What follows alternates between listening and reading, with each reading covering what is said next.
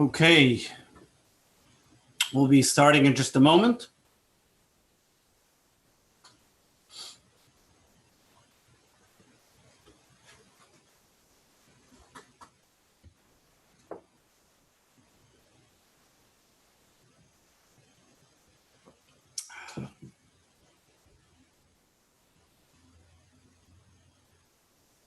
Chag Sameach, everybody. We'll be starting in just a minute. As soon as we're going to give a few more people a chance to come in.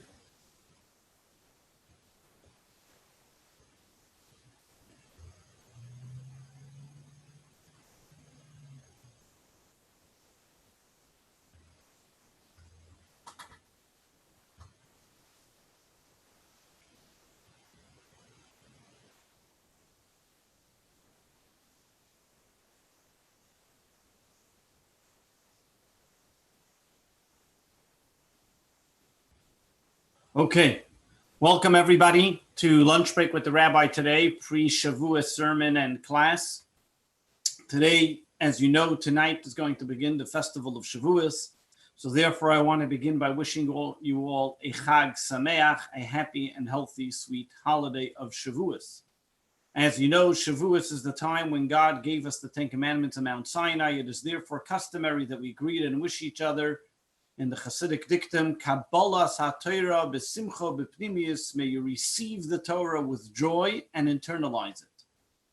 As being that the Shavuos every single year, we reaffirm and recommit and rededicate our commitment to the observance of the Torah and the precepts of the 613 commandments, and reobserve that dedication that the Jewish people had when they received the Torah the first time at Mount Sinai 3,338 years ago.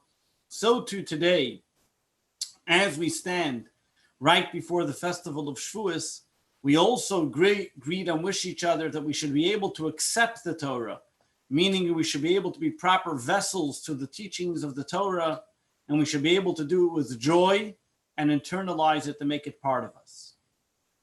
Talking about the acceptance of the Torah and the Ten Commandments that happened at Mount Sinai, as we discussed for the past few days, we spoke about the ideas that happened, the purpose of the giving of the Torah, which was the fusion of physical and spiritual, the concepts and the teachings of the Torah, that though Abraham, Isaac, and Jacob may have observed the Torah many times before the giving of the Torah, however, it was nothing compared to the way the Jews got the Torah at Mount Sinai, because at that point, we were then obligated and committed ourselves to the actual teachings of the Torah.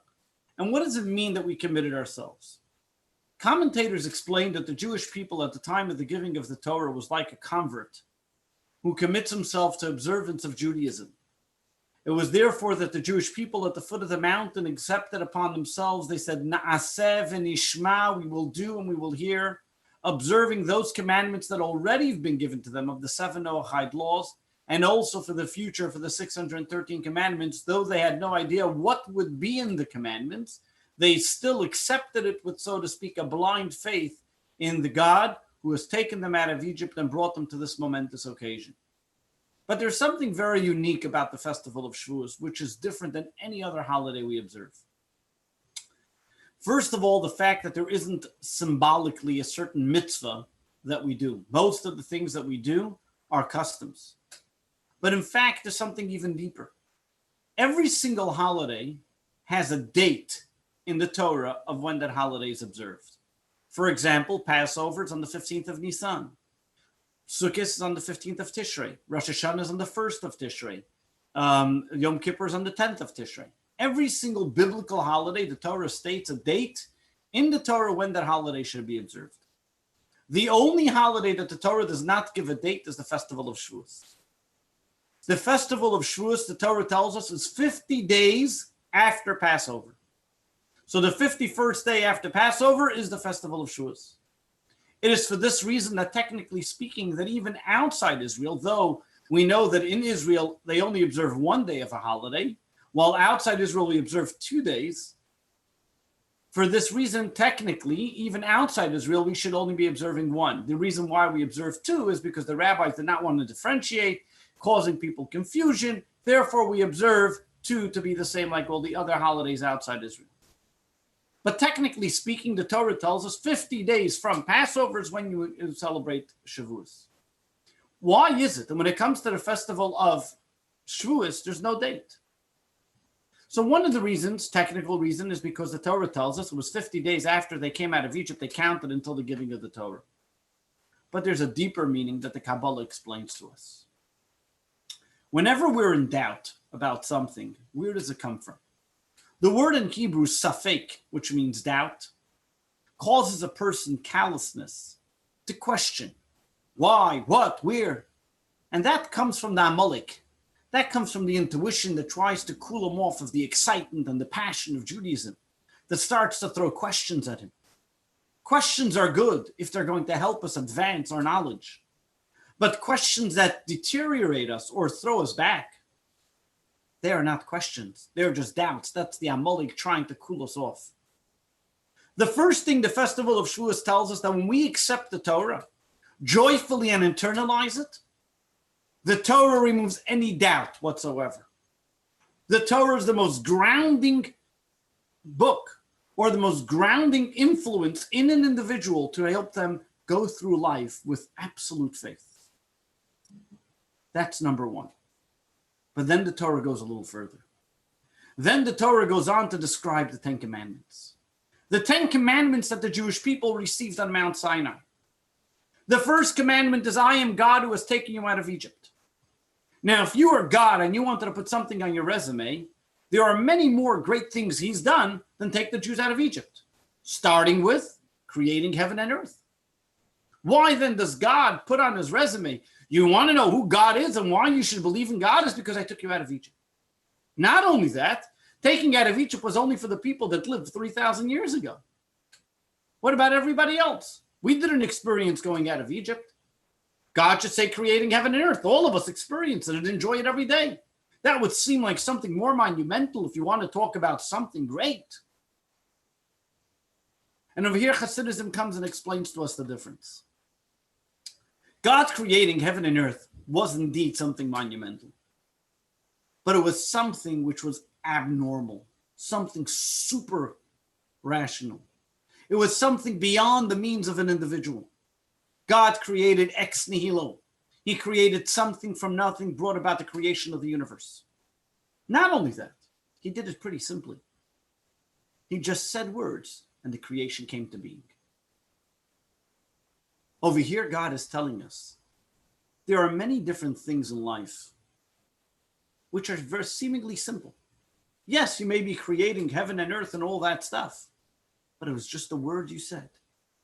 Didn't take much effort. But then there comes the exodus of Egypt. The exodus of Egypt, God, as we read in the Haggadah and in the Torah, God went into Egypt, so to speak, and picked the Jewish people out of Egypt and took them out of Egypt. It wasn't creating something from nothing, but it was changing the nature, changing the system of the world, changing the way the world usually works, and circumventing it. God had to get involved, so to speak, and get dirty with the Egyptians to be able to remove the Jews from the impurities of the Egyptian rule and bring them to a level of Mount Sinai where they can accept the Torah. Over here, the Torah is telling every single one of us, as we approach the holiday of Shavuos, number one, realize and understand that the concepts of the teachings of the Torah, the festival of Shavuos teaches us, it removes any doubt whatsoever. Study Torah, embrace yourself in Torah, and you'll have that passion. But number two, you may say, well, it's difficult. How can I do it? Easy things is like saying words. But over here, God tells us the first commandment, I am God who took you out of Egypt. God is saying we sometimes need to go within nature and change ourselves. The most difficult thing for the human being to do is to change their innate behavior. To start from scratch, if we're passive normally, or if we're aggressive normally, or whatever it may be, our human innate natures, that's easy to do. And to observe the commandments because I was born within the Jewish law, that's also easy to do. But over here, God tells us, change the way you've been. Go out of Egypt. Go out of your innate nature. Go out of your limitations. Go out of your boundaries. I am God who took you out of Egypt. The first one of the 10 commandments, God is reminding every single one of us. Don't be satisfied with what you've accomplished yesterday. Every single day you need to go out of Egypt.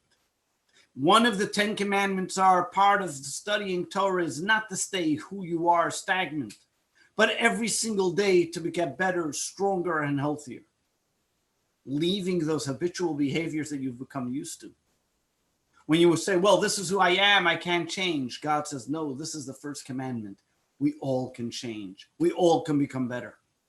The entire purpose of why God gave us the Torah, why didn't he give it to the angels, but he gave it to the Jewish souls who are faced with challenges, trials and tribulations, is because we can overcome them. Because the point of the Torah is that it should make a dwelling place for God in this world. God wants to feel at home. And the way he feels at home is when we overcome that challenge, remove that doubt, and welcome God joyfully and internally. So as we approach the Shavuos holiday, as we come to the holiday of Shavuos where we celebrate the giving of the Torah, the 10 commandments on Mount Sinai, the marriage, the intimate relationship that God dwells and wants with every single one of us. How do we create the relationship? How do we remove the doubt and show God we are only connected and related and married to God? How to remove the doubt is by embracing the teachings of the Torah, the precepts of the Torah. Realizing that we can overcome those habitual behaviors, leaving Exodus and embracing every teaching of the Torah. To take it a step further, when God gave the Jewish people the Torah, God asked them, I want a guarantor who's going to observe the Torah. And the Jewish people said, the scholars, the rabbis, our forefathers. God was not happy with that. Only when the Jewish people said, our children will be our guarantors, did God say, yes, now I can give the Torah to the Jewish people. Judaism is not about what the rabbis study. Judaism is not about the scholars. Judaism is about every individual, even little children, small infants have a relationship with God. In contrary to other religions where only scholars study the depths of the religion, Judaism is accessible to every single one of us, from simpleton to scholar, from infant to adult, from sage to student. Every single one of us has the ability to connect and to study the teachings of the Torah. Every single one of us has an obligation to connect with those teachings of the Torah. So as we stand today on the eve of Shavuos, let us all reaffirm and rededicate our commitment to the teachings of the Torah, to study more Torah. And as we began today to wish each other, and not only wish each other, that in which the blessing should come true, that we accept the teachings of the Torah joyfully and internally, permeating our being, changing who we are, leaving our own self-proclaimed Egypt, making an exodus to the greatest redemption, the redemption of all with the coming of Mashiach, where then will be taught Torah from Mashiach himself. May it be now. Amen. Thank you for joining me today. Have a wonderful Shavuos. Chag Sameach. And God bless you all. We'll see you on the other end, God willing, on Monday afternoon, lunch break with the Rabbi at 1 p.m. All the best.